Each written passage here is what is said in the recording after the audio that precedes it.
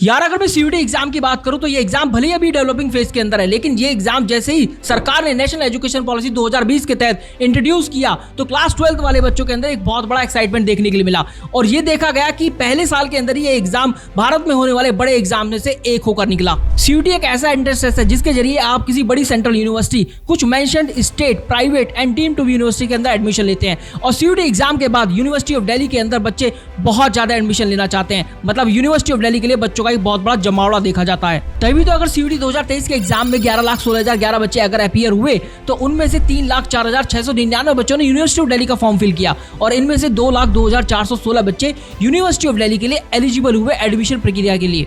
लेकिन बाकी बच्चों का क्या हुआ? बाकी बच्चों को रिजेक्शन का सामना करना पड़ा, क्योंकि सीयूटी एग्जाम के बाद अगर आप किसी यूनिवर्सिटी के अंदर एडमिशन लेते हैं तो उसका एक अपना एलिजिबिलिटी क्राइटेरिया होता है और अपने रूल्स हैं जो कि बच्चे को ध्यान में रखने होते हैं एडमिशन प्रोसेस के दौरान।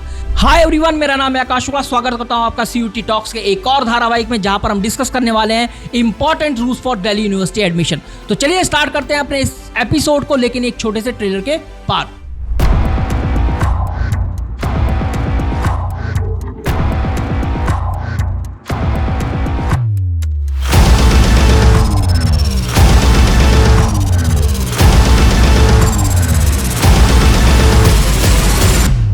CUT Talks Episode 4 Rules for University of Delhi।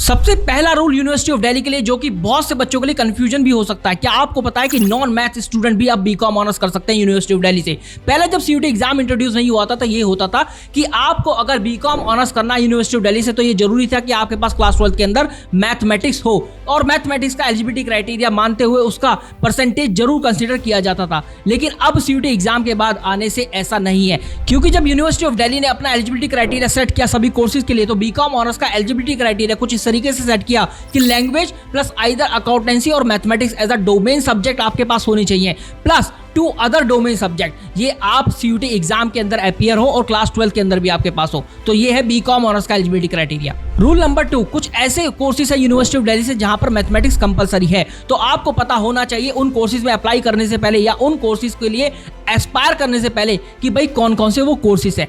सबसे पहले मैं बताऊं कि मैनेजमेंट वाले कोर्सेज जैसे BBFIA, BMS, BBE, ये कुछ ऐसे कोर्सेज है जहां पर यूनिवर्सिटी ऑफ दिल्ली ने इनका एलिजिबिलिटी क्राइटेरिया इस तरीके से सेट किया है कि लैंग्वेज प्लस मैथमेटिक्स और applied mathematics plus general test. कुछ साइंस वाले कोर्स, बीएससी ऑनर्स वाले, BSc honours physics, BSc honours chemistry, BSc honours polymer science, BSc honours mathematics and another most renowned course जिसको बोलते हैं BA ऑनर्स इकोनॉमिक्स। इसका eligibility criteria कुछ इस तरीके से सेट किया है यूनिवर्सिटी ऑफ दिल्ली ने कि language plus mathematics plus 2 other domains. Another important rule ये है कि आपको पता होना चाहिए, अगर आप लोग यूनिवर्सिटी ऑफ दिल्ली का सपना देख रहे हैं, या मैं तो ये कहूं कि सीयूटी एग्जाम के बाद किसी भी यूनिवर्सिटी का सपना देख रहे हैं, तो आपको जरूरी है लैंग्वेज टेस्ट के अंदर अपीयर होना। और लैंग्वेज टेस्ट के अंदर इंग्लिश लैंग्वेज जो है मोस्ट चूजर लैंग्वेज है। और यूनिवर्सिटी ऑफ दिल्ली ने जब अपने कोर्सेज का एलिजिबिलिटी क्राइटेरिया सेट किया तो यहाँ पर मोस्ट ऑफ द कोर्सेज के लिए लैंग्वेज टेस्ट जो है कंपलसरी कर दिया गया।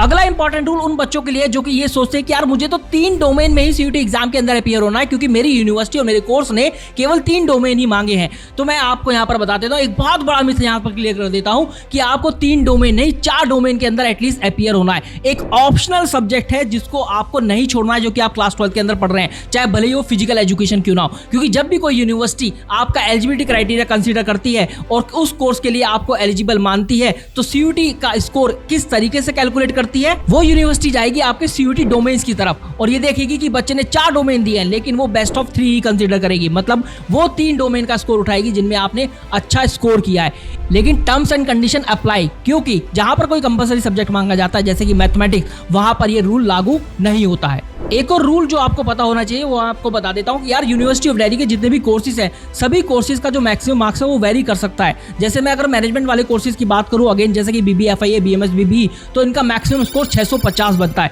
लेकिन अगर आप बीकॉम ऑनर्स उठा लेते हैं, अगर आप BA ऑनर्स पॉलिटिकल साइंस उठा लेते हैं या BA ऑनर्स इकोनॉमिक्स उठा लेते हैं, तो इनका मैक्सिमम स्कोर 800 बनता है। अनदर इंपॉर्टेंट रूल जो कि one of the most important rules होगा इस वीडियो का, वो ये है कि अगर आप यूनिवर्सिटी ऑफ दिल्ली के लिए एस्पायर कर रहे हैं तो आपको ये बात ध्यान रखनी है कि आप सीयूटी के अंदर उन्हीं डोमेन्स के अंदर अपीयर हो जो कि आप क्लास 12 में पढ़ रहे हैं या पढ़ चुके हैं। देखिए, जब भी आप यूनिवर्सिटी ऑफ दिल्ली का फॉर्म फिल करेंगे तो आपसे सब्जेक्ट मैपिंग कराएगी। सब्जेक्ट मैपिंग का मतलब ये है कि आप जिन डोमेन के अंदर भी अपीयर हुए हैं सीयूटी एग्जाम के अंदर, अंदर वो डोमेन आपको अपनी क्लास 12 की मार्कशीट के साथ मैच करने पड़ेंगे। तभी यूनिवर्सिटी ऑफ दिल्ली मानेगी कि भाई आप सीयूटी एग्जाम के अंदर उन्हीं डोमेन के अंदर अपीयर हो रहे हैं जो कि आपके पास क्लास 12 में थे।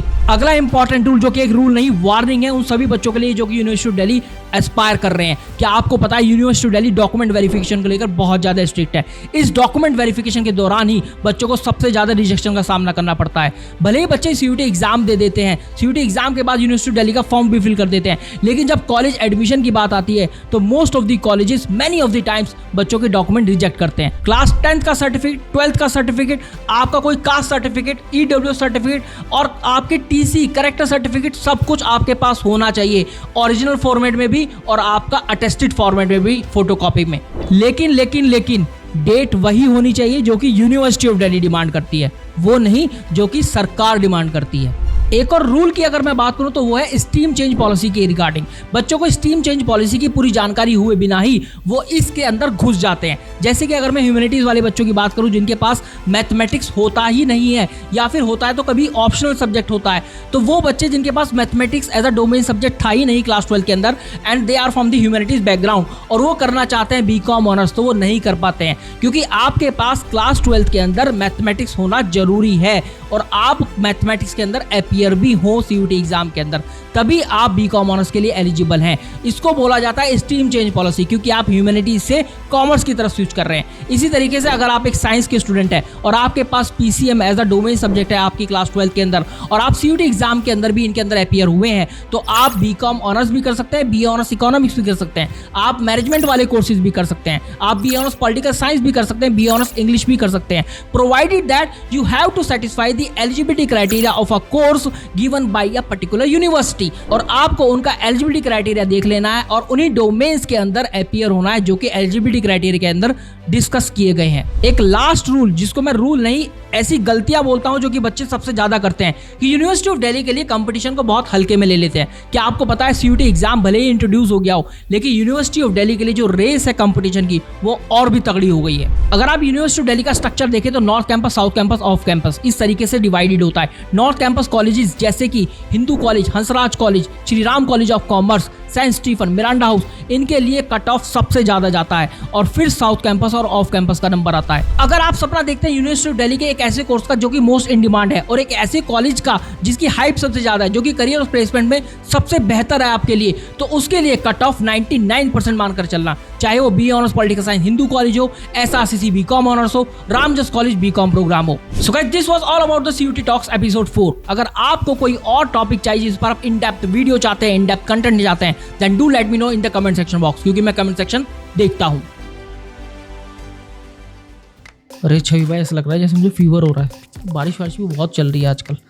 वीडियो तो जरूर करना है यार। दिल्ली यूनिवर्सिटी के लिए कितने बच्चे ने एस्पायर किया था? शायद 3 लाख कुछ हज़ार थे। एक बार मैं एग्जैक्ट नंबर देख लेता हूँ। चलो यार, बहुत देर हो गई, वीडियो शुरू करते हैं।